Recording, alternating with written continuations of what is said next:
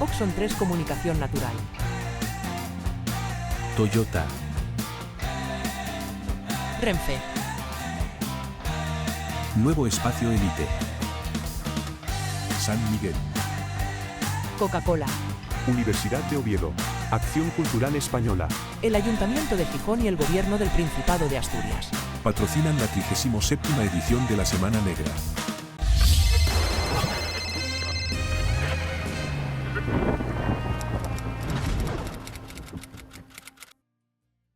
Buenas noches, bienvenidas y bienvenidos todos a esta 37ª Semana Negra que va a empezar justo ahora. Y quiero empezarla saldando una deuda. Es mi primer año como director, como sabéis muchos, pero si es mi primer año como director es porque el año pasado fue el último año como director de otra persona que no llegó a despedirse porque no anunció que se iba, con lo cual se fue de la Semana Negra sin recibir el aplauso que se merecía su trabajo durante 10 años, un trabajo inmenso, mayúsculo, un trabajo que de hecho ha permitido que la Semana Negra siga siendo una realidad a día de hoy. Él está aquí sentado y aunque es muy vergonzoso, te voy a pedir... mirando por ahí una silla nomás. Estaba mirando si había sillas afuera.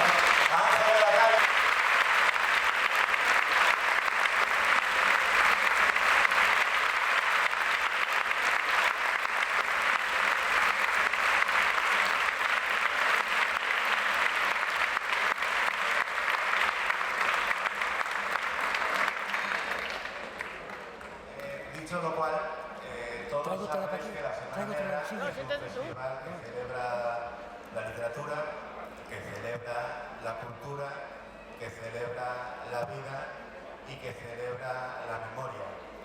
Y por eso, a la hora de pensar en una apertura para esta edición, una apertura que estuviese a la altura del propio festival, se nos ocurrió que podíamos empezar juntando literatura y música a través de una canción que trasciende ambas condiciones porque casi ha alcanzado ya, sin casi, la categoría de himno. Aprovechamos para ello la percha de un documental fantástico que ha producido la televisión del Principado de Asturias, que cuenta lo que ha sido la historia de esa canción, el viaje, cómo ha trascendido épocas y generaciones para ser una canción asumida por todas y todos como parte de nuestro acervo colectivo. Para ello contamos esta noche con los directores del documental. Son dos personas a las que conocen bien todos los que en Asturias nos hemos movido en el ámbito cultural: el realizador José Braña y el periodista y también realizador Chus Neira.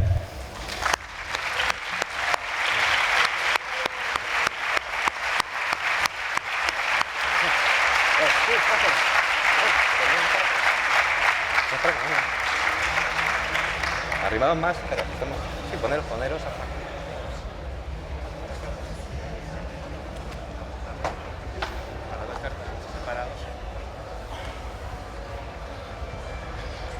Y ese documental y esa canción tienen un protagonista indiscutible al que además agradezco un montón que esté esta noche aquí con nosotros. Él mañana da un concierto en la Laboral junto a la Orquesta Sinfónica del Principado de Asturias y el coro de la Fundación Princesa de Asturias.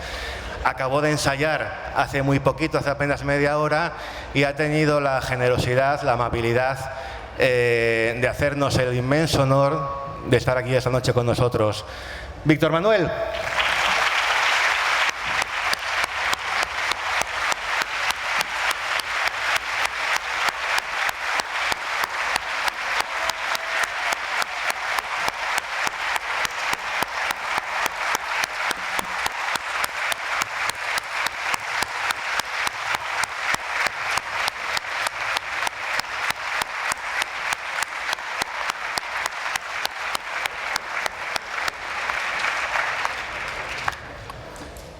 Y bueno, yo quería empezar esta conversación a cuatro bandas hablando del origen, porque decimos el Asturias de Víctor Manuel.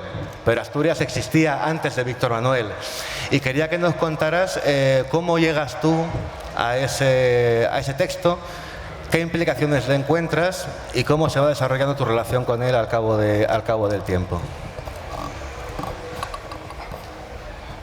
Buenas noches. Bueno, yo este poema encontróme a mí, encontrélo yo. Empecé a viajar a México en 1970.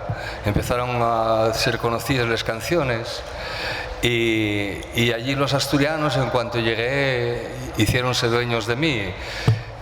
Había un restaurante en la Alameda que se llamaba El Hórreo, que era propiedad de Urcesino Tomás, hijo de Belarmino Tomás, y otros socios, y entonces me hicieron una cena homenaje. Y fue una cosa muy emotiva, porque yo, la verdad, yo en el año 70 todavía era un poco pardillo y no sabía muy bien de qué iban las cosas, ¿no? O sea, tenía intuiciones, ¿no? Pero no sabía quién era quién. Yo qué voy a saber quién era Belarmino Tomás, ni Urcesino, ni aquella gente que estaba allí conmigo. Y veía gente que era muy cariñosa, sobre todo, ¿no? Y que me apreciaban el trabajo que hacía. Y recuerdo que a los postres se levantó un señor muy guapo ya, mayor, y me lo presentaron. Dice, este es Luis Roca Albornoz, que fue consejero de Economía en el gobierno de Asturias y León. Y ese paisano sacó un poema del bolsillo, que era Asturias, de Pedro Garfias. Dice, mira, voy a leerte un poema, no sé si lo conoces, pero te lo voy a regalar, quiero que lo conozcas. Y efectivamente me lo leyó y yo, según lo iba leyendo, iba poniéndoseme un nudo en la garganta, no podía, estaba muy sorprendido, ¿no? muy emocionado. Y después, al acabar, regalóme un Belarmino, una peseta de aquellas de la época, firmada por él, con la firma de Luis Roca Albornoz, ¿no? Y bueno, yo la verdad es que estaba deseando que acabase aquella cena para marchar con el poema para el hotel. Y en cuanto acabó, fui para el hotel y esa misma noche escribí la canción. O sea, faltóme tiempo, ¿no? Y a la mañana ya estaba hecha, ya estaba empaquetada. Estoy hablando del año 70. Lo que pasa es que esa canción intenté grabarla cuando volví a España y tal, pero siempre me decían que no. Y siempre tachaban lo mismo, ¿no? Decía, no, mira, si quitas esto de millones de puños gritan, igual te la podemos autorizar, ¿no? Pero tienes que quitarlo de los puños, ¿no? Y yo decía, ya que el poema no es mío, y es de un poeta español que vive en México, que se llama Pedro Garfias. Y ahí la canción estuvo en el cajón hasta el año 76, que fue cuando se editó por vez primera, ¿no? Después ya supe mucho más de Pedro Garfias, supe quién era, encontré todos sus libros, encontré aparte de su familia, a su primera mujer también, de la que estaba separado, ¿no? Y él ya se había muerto en el año 67. Y estoy hablando del año 70, ¿no? Y aquel poema que aparentemente, bueno, pues para mí tenía mucha importancia, pero nunca pensé que podía tener tanta importancia no solo para los asturianos, sino para cualquier sitio donde esa semilla cae, esas cosas que dice en la canción caen, pues nunca sueña uno que pueda tener esa dimensión pasado el tiempo, ¿no? Siempre es una sorpresa muy agradable, pero una sorpresa, ¿no? Año 70, él descubre el poema, compone la canción. Año 2023, vosotros, a partir de esa canción, se os ocurre hacer un proyecto que cómo nace y de qué manera lo vais articulando. Nace muchos años antes, porque en el año 2006, cuando empiezan las emisiones de RTPA, a Chus y a mí nos encargan hacer una versión del himno de Asturias, que de alguna forma esa pieza daba paso a las emisiones, o en el acto de inauguración de la TPA se empezaba con ese videoclip de Asturias, en el que reunimos a músicos asturianos. 18 años después empiezan las emisiones en alta definición en TPA y nos vuelven a llamar a capítulo un poco con la misma idea. ¿Por qué no rehacéis aquel videoclip que hicisteis hace tantos años y le dais una nueva capa, ¿no?, de barniz?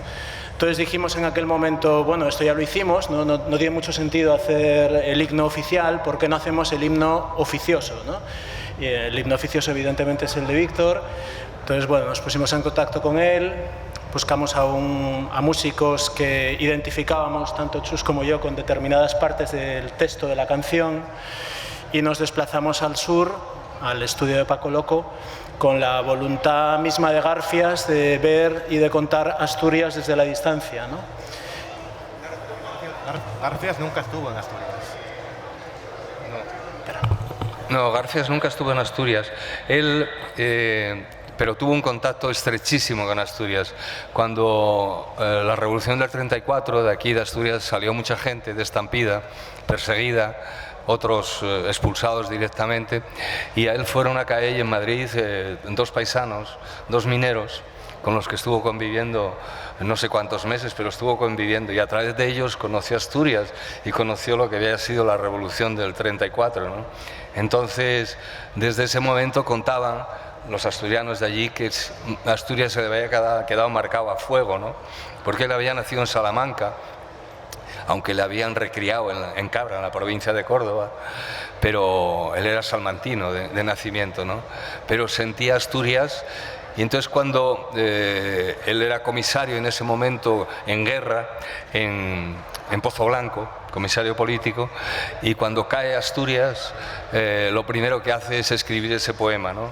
Hablando del año 37, escribe ese poema de amor a Asturias a través de aquellos paisanos que le había alojado en su casa, ¿no? ¿Y cómo fue ese viaje al sur? ¿Cómo fue esa convivencia en el sur en torno a una canción sobre el norte? No, te iba a decir que además hubo una serie de coincidencias muy bonitas, ¿no? Porque cuando empezamos a trabajar el proyecto, justo en ese momento Víctor acababa de sacar el primer recopilatorio hecho por él, ¿no?, de su repertorio, y ahí se incluían algunas versiones producidas por Paco Loco.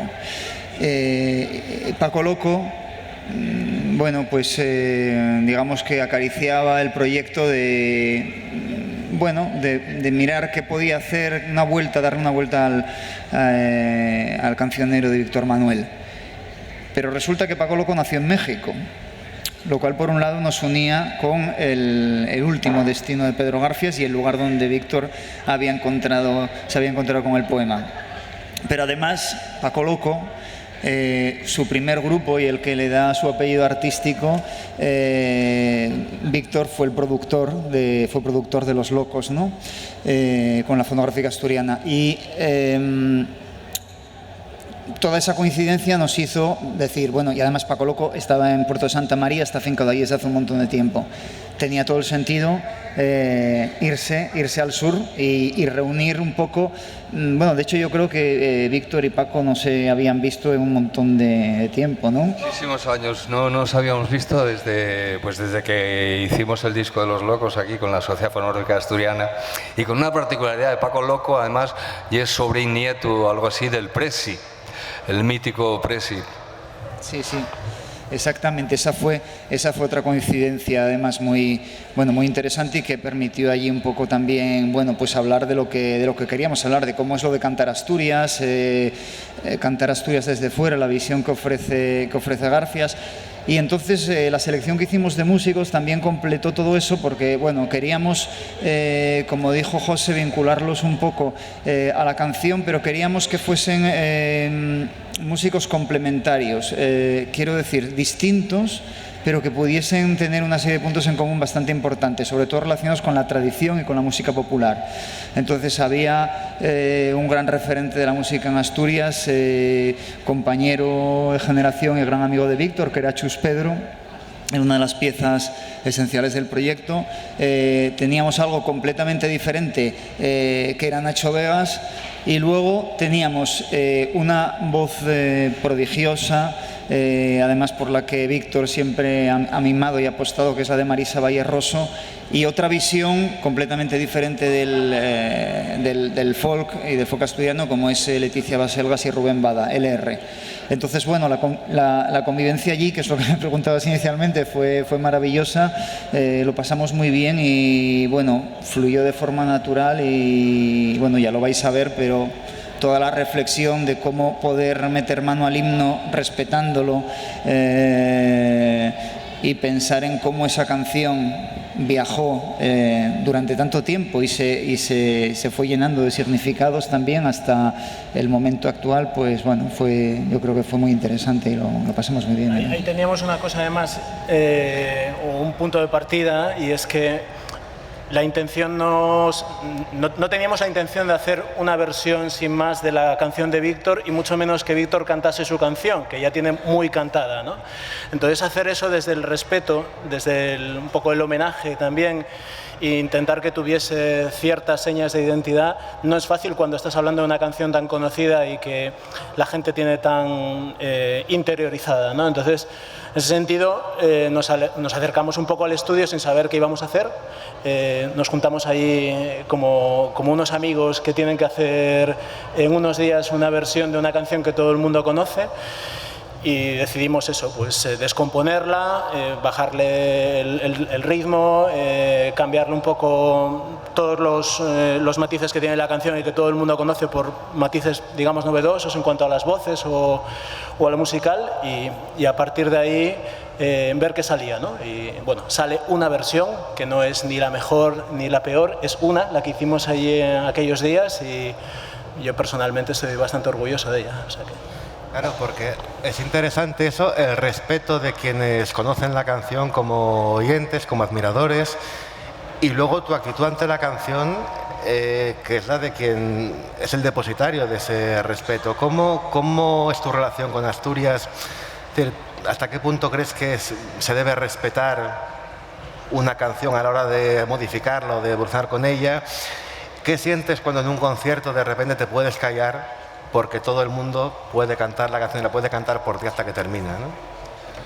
Sí, eso la verdad es que nunca deja de sorprenderte, ¿no? El por qué mecanismos entran las canciones en la gente, ¿no? Por lo visto tiene explicación. Nosotros estamos escuchando canciones toda la vida y por alguna razón que desconocemos quédensete ahí en el disco duro pues unos cuantos, 200 o 300, ¿no? Casi siempre de una edad muy concreta, que van como de los 12 años a los 30 y tantos. Después ya no escuches más música que te interese y antes tampoco la habías escuchado, ¿no?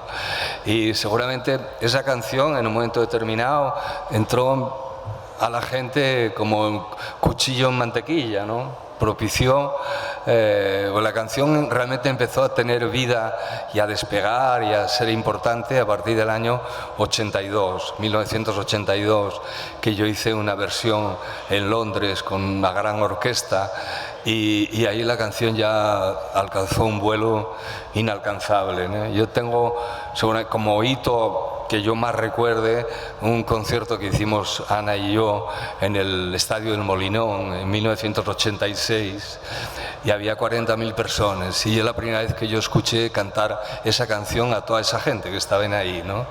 Y aquello fue un choque, ¿no? Porque no me había pasado nunca, ¿no? Con ninguna canción anteriormente, ¿no? Y para mí y una canción y un emblema, ¿no? Porque ¿por qué interesa a vosotros la canción y por qué voy a cantarla a Punta Arenas, al sur de Chile, y la gente pasen y cosas muy parecidas con la canción? O sea, siente que allá adentro hay vida, hay resistencia, hay poesía, por supuesto, ¿no? Y hay algo que va más allá de unas cosas escritas en un papel, ¿no? Hay sangre ahí debajo, ¿no? Y eso la gente yo creo que lo percibe, ¿no? Entonces la gente en ese sentido traspasa cualquier tipo de fronteras y llega a cualquier tipo de público porque tiene algo interior en el texto, básicamente, ¿no? que hace que la gente se abra en canal cuando escucha la canción, ¿no? Fue muy curioso, tengo una anécdota con la canción, porque esta canción estuvo muchos años sin registrar. Yo registré la música, pero no podía registrar la letra porque Pedro Garfias no tiene herederos. Casóse con una mujer, además en contra de la opinión de la familia de ella. Estuvieron un poco tiempo casados, separáronse, María Luisa y él, y ella vino a España y él ya se quedó en México, ¿no? Y entonces yo, un día se me ocurrió, un día que fui a la radio, a Radio Nacional, preguntar si había por ahí alguien que se apellidase Garfias y que tuviese algo que ver con el poeta, porque yo tenía que registrar la canción para que los perres que generaba la canción fuesen a parar a alguien, ¿no? Y efectivamente, aparecieron 18 sobrinos de Pedro Garfias, que son los que tienen firmada la canción conmigo. Esa canción, 18 Garfias y de Víctor Manuel San José.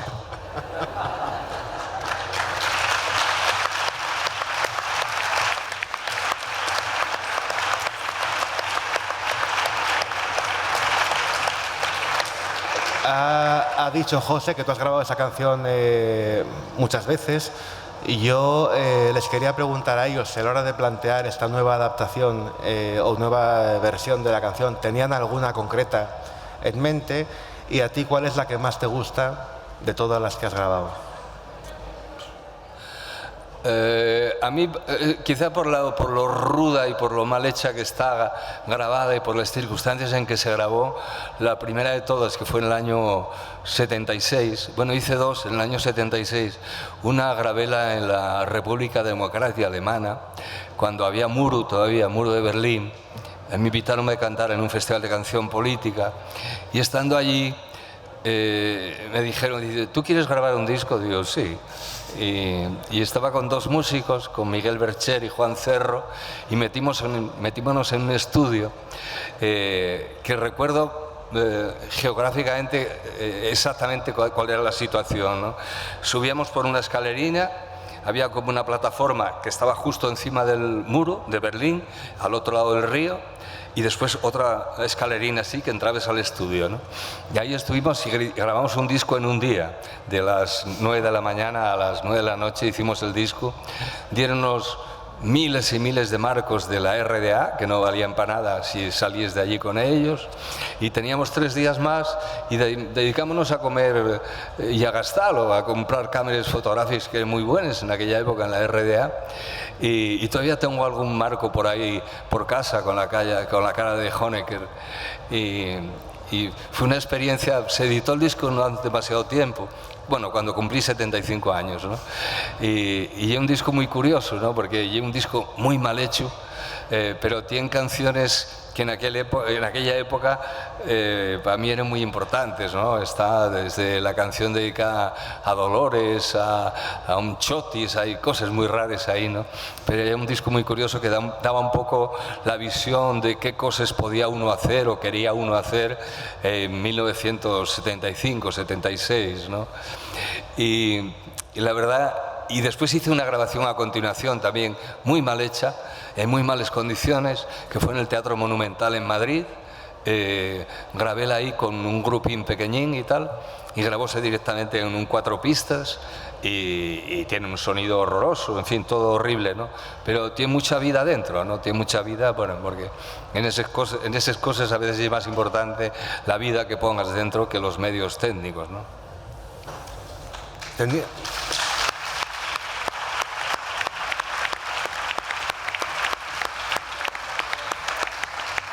¿Y vosotros partís de una preferencia especial o dejasteis simplemente que fluyera la conversación entre los músicos para que ellos eligieran cómo cuadrar la canción a sus preferencias? Bueno, aquí el primer trabajo lo hicieron Paco Loco y Joaquín Pascual, porque Joaquín Pascual ya estaba había colaborado con Paco Loco en aquellas primeras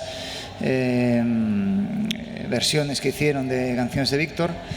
Y bueno, decidimos ya de partida un poco entre todos que íbamos a hacer algo bastante despojado, bueno, por aquello del menos es más y también por no meternos en una gran producción que tampoco creíamos que tenía sentido, ¿no? Un poco por lo que hacían todos los músicos que estaban involucrados, que también un poco trabajan de esa forma. Entonces, la verdad es que Joaquín Pascual planteó una base de piano muy sencilla, casi como un ostinato que va siguiendo un poco la secuencia de acordes pero de una forma mínima, y sobre eso y con mucha calma se fue, bueno, hubo un poco de debate. Sí, un poco de debate, un poco de tormenta de ideas ahí en la casa de Paco, maravilloso ahí debajo de la higuera y tal. Bueno, pues ahí estuvimos hablando un poco de lo que se podría hacer o no se podría hacer y entre todos pues fuimos buscando el tono en el que las voces se encontraban mejor. Hubo una idea inicial de que fuese cantado solamente por las chicas, por Marisa y Leticia. Luego eso todo se fue modificando. Yo creo que es bonito también, y el documental lo refleja, en este caso es con la canción Asturias de Víctor, pero bueno, cómo unos músicos se juntan y cómo va tomando forma al final la versión y un poco las ideas que va introduciendo uno y otro. Y así se fue construyendo con un acuerdo un poco de mínimos, y cada uno fue introduciendo un poco su arte y sus formas también de entenderlo, con algunas variaciones también que bueno, nos arriesgamos y nos atrevimos a hacer al texto, a las palabras de Garfias, ¿no? ¿Qué opina el autor? Está bien, fálteme gente ahí cantando. No, hubiese prestadome que algún cantante más, ¿no? Quizá más va, bueno, y una tontería lo que voy a decir, pero que está muy bien cantada. Ahí la que canta y que nos come por los pates a todos los demás es Marisa Valleroso, que lleva una cosa sabida.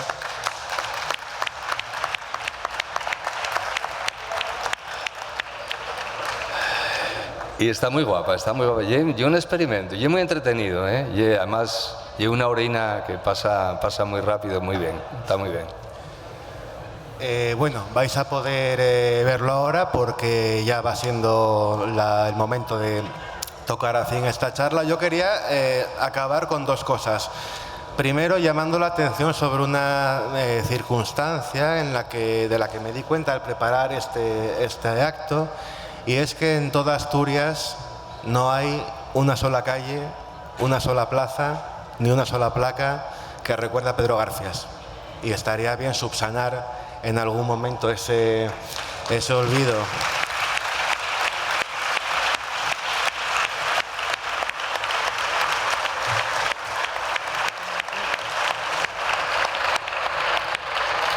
Estaría muy bien que tener un rinconín por ahí, Pedro Garfias, para poner flores de vez en cuando.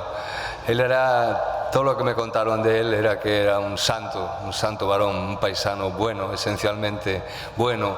Murió alcoholizado y en unas condiciones muy dramáticas al final de su vida, muy protegido por todos los asturianos, por los Tomás, por los Llaneza, por los Olivar, siempre estuvieron pendientes de él, y sobrevivió seguramente unos años más por el apoyo que le dieron la gente de Asturias allí en México.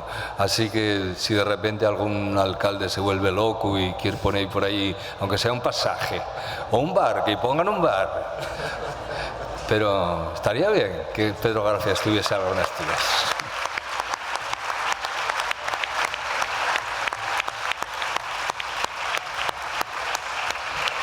La segunda cosa es que, como ya os dije, la Semana Negra está muy agradecida de que Víctor Manuel haya venido hoy a inaugurar con nosotros. Tiene concierto mañana, fuimos casi a secuestrarlo a la salida del ensayo, y como somos un festival prove, pero agradecido, le queremos regalar lo más valioso que tenemos, que es la mascota oficial de la Semana Negra, el Rufo, que este año es Rufa, y como dije en la presentación, es mujer, futbolista y de la Roja. Así que si consigo abrirlo, aquí está, te voy a hacer solemne entrega.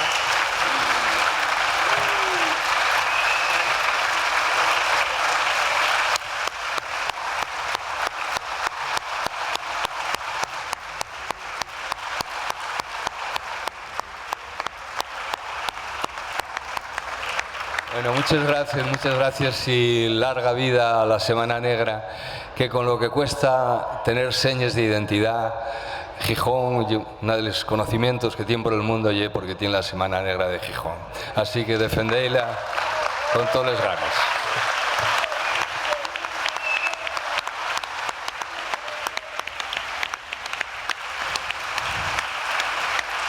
Y sin más, ponemos la película de Chus Neire y José Braña, que esperamos que disfrutéis. Asturias, el viaje de una canción. Esto es la Semana Negra y sigue. Muchas gracias. Oxon 3 Comunicación Natural. Toyota. Renfe. Nuevo Espacio Elite. San Miguel. Coca-Cola. Universidad de Oviedo. Acción Cultural Española. El Ayuntamiento de Gijón y el Gobierno del Principado de Asturias. Patrocinan la 37ª edición de la Semana Negra.